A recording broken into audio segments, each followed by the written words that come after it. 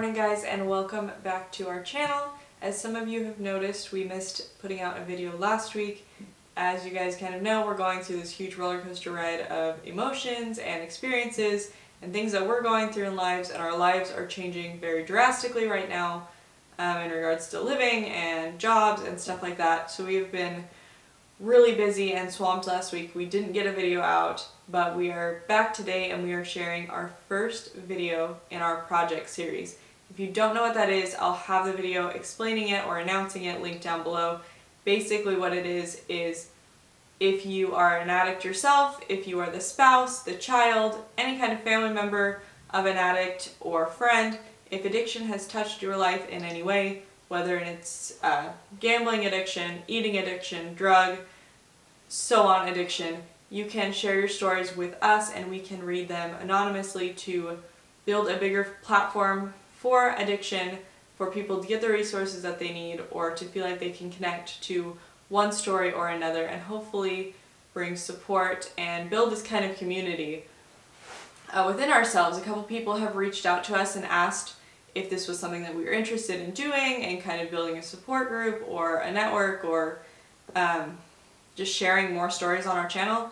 And after a lot of thinking about it and talking about it with ourselves, we decided that we would try it out and give it a shot. The first story that I'm going to share was written by somebody, we're going to call her Nem, and she was able to reach out to me, share her story, and we were able to really bond over a lot of similarities in our lives and how touching her story was. This is a young woman who is wise beyond her years. Some of the things that she said in this story are just completely blew me away with how smart she is and how touching the things that she said were. And I think that a lot of people are going to be able to relate to her story or find some kind of comfort in her story. I do want to announce before reading through her story that all of this is in her own words. She wrote this and we kind of just reviewed it, you know, gave her little notes and pointers, but really this is 100% her story, and she is giving us the chance to share it with our viewers in hopes that it might help somebody else or that somebody can relate to her story or find comfort or something out of her story, which I think really will. And so I want to just thank her for being brave and strong enough to share her story and just share it even just with me, because it was so touching, it was so beautiful, and gave me the strength and the just different things that I needed at the time when I read her story. So I'd like to thank her really quick. Before I read it, I also want to give a trigger warning to those of you watching. This story talks about physical and emotional abuse. It talks about drug abuse and drug addiction for a very young woman. So if that's not something that you're comfortable with, if that's something that's going to trigger you in any way, definitely don't watch it. It's definitely still geared toward younger audiences or people who, you know, everyone can watch it, but if this is something that's going to trigger you, I just wanted to give that warning right now before we get started with the video. Yes, I want to really quickly apologize if I stumble over my words. As you guys know, I have trouble stumbling over my words just when I'm naturally speaking, and so reading over this a couple times, I've continued to read over it and try to practice it so I can get it as smooth as possible. But of course I want to keep it in her own words, so I want to read directly off the page and not just go from memory. And I have been stumbling just a little bit over it because it's not how I naturally speak, because this is 100% in her words. So I want to apologize with that really quick, and I hope that it's still as impactful as it should be with me reading it like this. So I'm going to get started in reading this. This is Nem's story of drug addiction. And I'm going to get started. When I was 13 years old, I entered an abusive relationship with a grown man. The relationship, which I'll spare the details of, was traumatic, erratic, and harrowing. I remained under his control from the time I was 13 until I was 16. Looking back, it's no coincidence that I started abusing prescription painkillers 1 year into the abuse when I was just 14 years old. I honestly don't remember much of the next few years. I have a few vivid memories from ages 14 through 17, but for the most part it's all a hazy blur that I can't get into focus no matter how hard I try. During those drug-induced, trauma-causing years, at my best, I was performing in my very first high school play, going to parties with other kids my age, and getting top marks in all of my school subjects. At my worst, I was dropping out of my first year of high school, shutting down any and all of my friends that tried to get me to open up to them, and stealing opioids from my 80-year-old grandfather, who had just gotten a double hip replacement. But let me back up a little bit. I'll call my abuser C from now on. Now before we really get started, I want to stress that I'm in no way, shape, or form blaming my drug use or my addiction on C. Not at all. I'm only including this relatively small part of my past in hopes that it might help someone in a similar situation. Now with that being said, I also want to stress that my drug use was definitely impacted by the abuse that I was suffering. He abused me in all other ways other than physical, which if you ask me, emotional abuse can sometimes be more dangerous than being hit. I have all of the emotional scars that someone being physically abused has, but none of the physical scars. There's only one way this impacted me. Had no visible proof of the abuse that I was going through. Once as we were lying in bed after something that was absolutely not consensual happened, I calmly threatened to go to the police and report him. He told me that because I had no physical scars, nobody would believe the girl in 7th grade crying wolf when there wasn't a visible wolf to be seen. He told me that little girls play pretend all the time. He told me that I would be disregarded because I took theater class and loved performing on stage. That was one of the only memories from my time with him that has vividly stuck around with me. This small look into my past was only to provide a little context as to what was happening in my personal life other than the addiction. But let's move on. At the age of 14, after having excruciating chronic back pain, for 2 years I was diagnosed with fibromyalgia. I know, you hear the word fibromyalgia and immediately think of all those commercials on daytime television that show senior citizens riding bicycles and claiming, now that I'm older, my healthiness is more important than ever. So I never let my fibromyalgia determine how active I am. Based on those commercials, one would think that fibromyalgia is only developed with old age. Hell, even I thought that. I was sitting in my doctor's office thinking that I was on a prank TV show or something.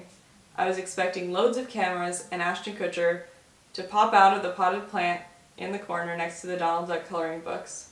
Alas, it was not a prank, and I, to this day, have never met Ashton Kutcher. Long story short, I got a diagnosis, and after a while of trying all sorts of rehabilitation techniques, yoga, physical therapy, acupuncture, the works, I went into pain management. I tried to make do with the more tame prescription. Tramadol, trazodone, muscle relaxers, everything. But I just couldn't handle the pain with low-level drugs. When I think about my time in pain management, one day sticks out among the rest. I was a few months shy of 15 years old, and while sitting in the clinic's waiting room, and I accidentally overheard my doctor speaking to another patient about his medications. There were about 1 billion big words being thrown around that I'd never heard before. I think the man had just had a knee replacement or something. The one word I did recognize, however, was oxycodone. Anyone that knows me knows that oxycodone was my main demon. Over the years of my drug use, I basically tried everything there was to try. Percocet, Xanax, codeine, coke. If you can name it, I've likely tried it. Those things all gave me a fine high, but that's all they were. Fine. For me, everything has and always will pale into comparison to oxycodone. The first time I took oxy, my mother gave me half of one pill and I promptly fell asleep within 5 minutes of swallowing it. I then woke up 2 hours later, hazy and disoriented, and I never turned back. The next few months of my life were spent getting tame prescriptions from a pain management doctor, trying to work my way up towards getting stronger prescriptions without raising suspicion, and doing anything in my power to get another oxy for my mother. She only had the pills in the first place from a past surgery due to her degenerative disc disease, and nearly every time I asked her for a pill, she gave me one. I eventually upgraded from asking for her pills to going into her bathroom cabinets while she was out of the house and stealing just enough so that she wouldn't notice them missing. When we moved houses, I nicked the whole bottle. She never said a word. I suspect she either forgot about them or she thinks that they got lost in the move. Once I had the oxy at my disposal, it was game over. Because my prescriptions were fairly tame in the world of painkillers, I wasn't getting drug tested regularly. Therefore, it was stupidly easy to get high and stay that way.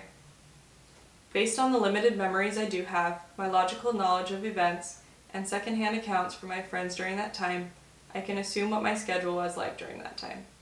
I had dropped out of school due to the pain and was completing my diploma online, so I was home every day. My unemployed abuser was also at my house every day. He would walk in the door 10 minutes after my father left for work and leave my house 10 minutes before my father came home. I would take an oxy around every 2 hours. The rest of the time was either spent sleeping off the oxy, eating, or performing non-consensual acts with C. Additionally, I would wake up 3 through 4 times a night, take an oxy, and go right back to sleep. I don't think I got any real REM sleep for a good 2 years straight. As to be expected, the 1 pill bottle for my mother's surgery didn't last forever. My stash started running low, and I started, to put it lightly, freaking the heck out. Around this time, C started dealing his medications from his own injuries and surgeries, though he, unfortunately for my addiction, was not prescribed any oxycodone. Honestly, in comparison, his stiff was pretty tame.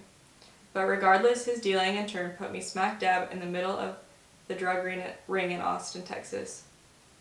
This is when I started using more than oxy.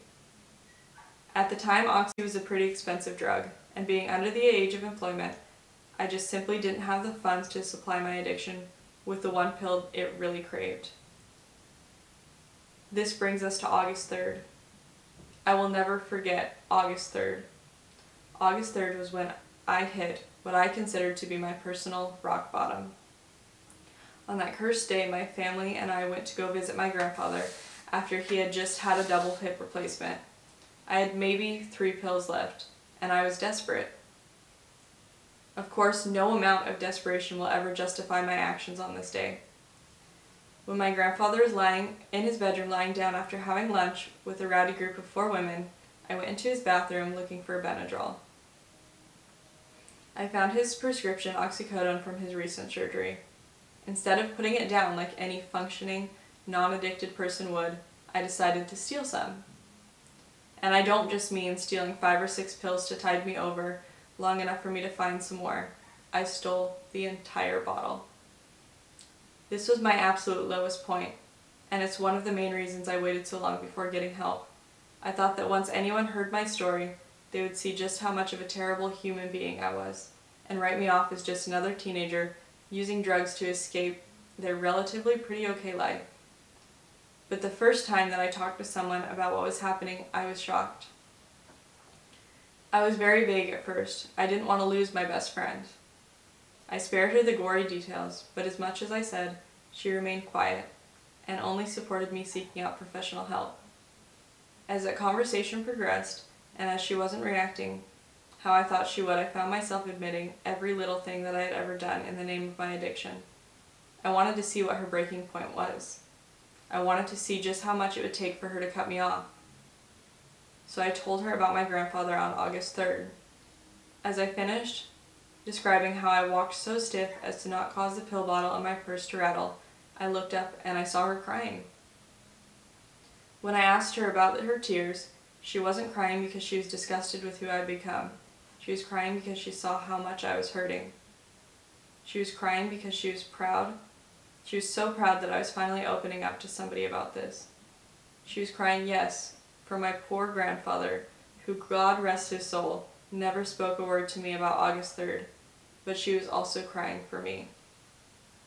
Once we were finished with the extremely emotional heart-to-heart in the car outside of Target, we talked about the options that I had. Now, one thing that I remember is that my professional help choices were extremely limited. I was around 16 and absolutely petrified about what would happen if my mother or father ever found out.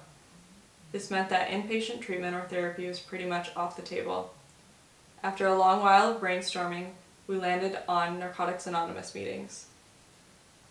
Before I walked into that small classroom inside a local church, I thought groups therapy or support groups were completely ridiculous and didn't actually work for a few years now. Of course, there have been some very intense relapses in that time. That's to be expected. But I've never felt so motivated towards a cause than I do towards my recovery. When I was in the throes of my addiction, recovery didn't even cross my mind. I didn't even think that I was worthy of it. I thought I was too far gone, that there would never be a way for me to ever sober up. But I've since come to realize that that was the drugs talking. Your value is not defined by your past mistakes. I'll say that again. Your value is not defined by your past mistakes. I think that message is important for not only addicts but every single person on this planet to hear. So that's my story. My parting message is this: you, regardless of who you are or what you've done, deserve to get better. And I'm speaking not only to the addicts, but to anyone dealing with anything right now. You deserve to get better. You deserve to one day be able to look back on your actions and mistakes and recognize how far that you've come in the name of recovery. You deserve to one day maybe participate in a project like I'm doing right now. Getting better is something that everyone that is struggling deserves. And the best part is that it isn't unattainable. Reach out to somebody, anyone. It can be anyone from a licensed professional to a best friend at 3 a.m. in a Target parking lot. Reach out and get the help that you so desperately crave and deserve. You absolutely won't regret it.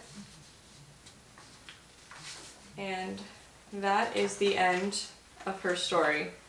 So, for those of you who would rather read this story through yourselves, or just read over it again rather than to watch this video again or whatever you would like, I'm going to have this written up on a blog post, and that blog post will be up tomorrow. So I'm just going to have her story with giving her credit, have that written up on the blog post so that you guys can look over this on your own or read this on your own if you would like, if you can't handle all the stumbling through it.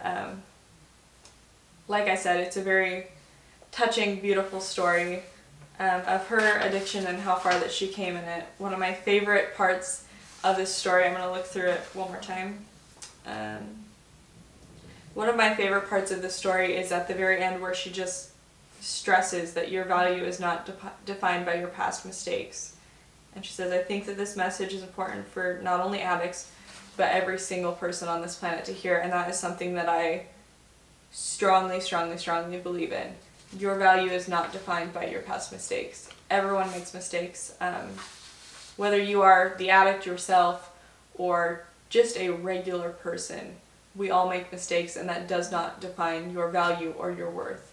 You are worth so much, and you are so valuable. You are wanted, you are needed, and you are loved. And I hope that that's, if you take away anything from this wonderful story, that it's that your value is not defined by your mistakes, because that is such a profound statement, such a big, beautiful, profound statement. And so, like I said, this is our first video in our project series. As we go through, I'm hoping that it will grow and that I'll get a little bit better at this and maybe a little bit more creative with how we present these videos. Within the next few weeks, we'll have another one out about a different kind of addiction, so it'll kind of give you this. But like I said, I'm going to have this up in a blog post tomorrow, so I hope that you guys enjoyed this and that you took away that very beautiful message from Nem's story, and that you guys can take something away from this and be able to relate to this or feel comfort in her story and her strength and in her recovery. And that is pretty much it. So I hope that you guys enjoyed this video, and we will see you in our video next week.